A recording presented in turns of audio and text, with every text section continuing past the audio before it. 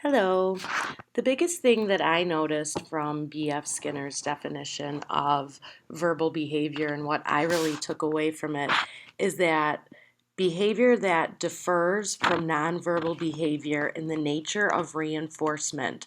So, what I got from that is verbal behavior is different because when a child or an individual expresses or displays verbal behavior, it is because they are expecting to get something back. For example, pointing to something that a child might want, or asking someone a question, or responding to a question.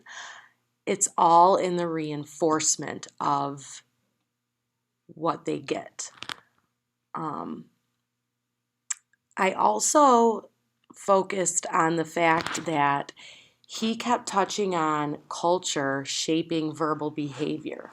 So, what we do in the United States in regards to verbal behavior could be completely different than what they do in Mexico, and that's okay. Culture is what shapes how we respond to things because the reinforcement is probably different. So, again, that's where the two go together. He also talked about not speaking, but reinforcing speaking. So, again, going back to asking a question or asking for something. If a child asks me for a pencil, I might not say anything, but I would hand them a pencil. So, that's their reinforcement. The listener responds to the stimuli presented. And he kind of talked about, is it processing or is it responding? And he talked about how it might be two different things. Sorry about that. And again, back to the cultural aspect, he talked about the gains of verbal behavior. The net gains are all dependent on the culture of the individual.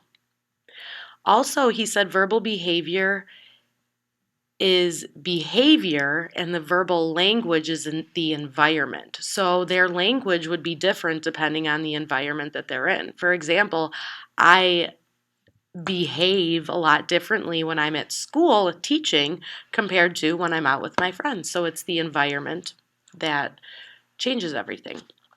Two insights by Skinner that altered or changed my perspectives of verbal behavior or children with autism is that reinforcement is responsible for verbal behavior.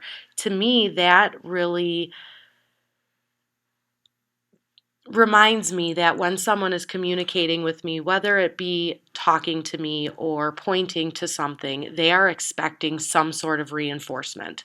So, when working with kids with autism, it's important to build on what they enjoy, what they want, and reinforcing that to further their verbal behavior and to further their verbal functioning. He also talked about that they learn to do something because it is a condition. He mentioned how when he said "Papa," his dad got really excited, and that was his reinforcement to continue to say "Papa." It's conditioned in them that that is a good thing to do. So, when working with children with autism or when working on verbal behavior with individuals, I think it's really important to continuously practice and to keep giving the children that opportunity to ask for things or to request things and to reinforce those conditionally until you can slowly phase out those reinforcements and it becomes a natural reaction or a natural thing for the child to do. You need to teach it. You can't just expect the child to know it. And I think getting a background on the child's early life is really important and seeing how the parents may have helped teach their child or what they did, and if it didn't work, how we can change it to help further their verbal ability. Um, and that another thing that I want to touch on is that the environment needs to reinforce verbal behavior. So it needs to be in an environment where the child can express themselves and again, where they get those reinforcements. After watching the video on how to work with parents and guardians, my first takeaway is they should have shown this to us in undergrad because a lot of times they talk about, the evaluation process, how to go about getting, parental consent, but they never really focused on how to talk to parents when they might have a child with a disability such as autism or a learning disability. I thought it was really helpful and it gave you step by step tips on how to better communication with parents. I think the biggest thing that I got away from it was always to watch the language that you are going to use with parents and to also practice how you're going to talk to the parents about what might be going on with their child. You want to make sure that you're not being hurtful, and a lot of times you might not think that you are, but you may say some sort of word like, well, your kid is different, and that could really hurt home. It's really difficult for parents to accept or to acknowledge the fact that their child might not be at the same rate as their peers. So you want to approach that subject in the nicest way possible while also focusing on the student and the child as a whole and not just academically. Um, I also loved that the one individual talked about the positives. At Illinois State, we learned about the Oreo cookie. Talk about the positives, really focus on what the child can do first because you want to build that parent up. Then discuss maybe where they're falling behind and end it again on a positive note. Um, Yeah, and then just being objective, talking about this is what I observe, this is what I see, and getting their input. Is this what you see at home? What's going on when he's with you? And I also like that they invited the parent to observe the classroom because classroom rules and expectations are a lot different than what the parent expects at home. And I think it gave her a good opportunity to see what the teachers were talking about.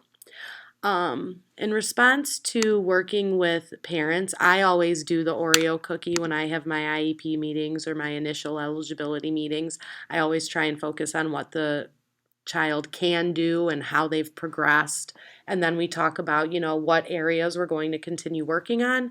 And then again, I finish on, another positive that I can share with the parents. I am lucky enough to have had all positive experiences with my parents, as hard as that is to believe. Um, my school district is really small. We are a pre K to eighth grade building. So I have the opportunity to get to know the parents on a much more personal level. And we are pretty open with each other. We stay in contact constantly. And I think that really helps.